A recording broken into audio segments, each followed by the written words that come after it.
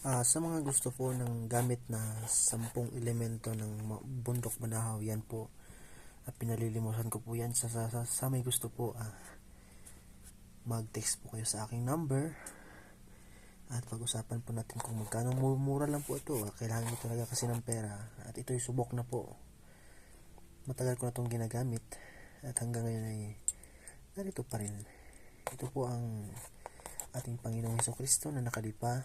Yan po ay nakasabit na po yan sa ating pulseras.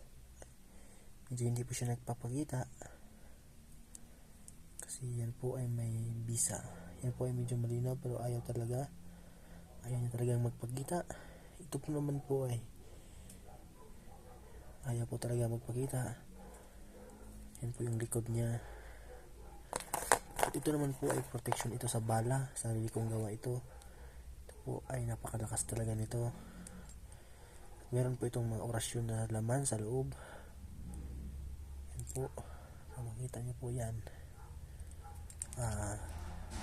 Sa gusto po nito, pinalilimusan ko po ito at mura lang po ito. Kasi kailangan ko talaga ng pera.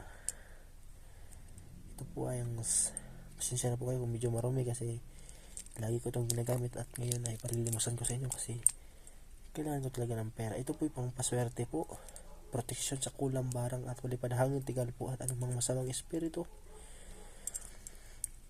Lalo na po itong kahoy na sinukuan at itong gumamela selis at itong dignum na itim at saka itong dignum na puti. Ito sana po magustuhan nyo po, and ito po talagang may pinakamalakas dito. At saka itong misyon ng bala na may mga laman na orasyon, ito po yung kabal at hindi ka tatabla ng bala pag meron ka nito. Ito po yung matagal na rin po sa akin. Sana magustuhan nyo at tingnan nyo lang po sa description ng aking number at text kayo doon o tumawag. Yan po. Marumi na yan kasi matagal na po ito.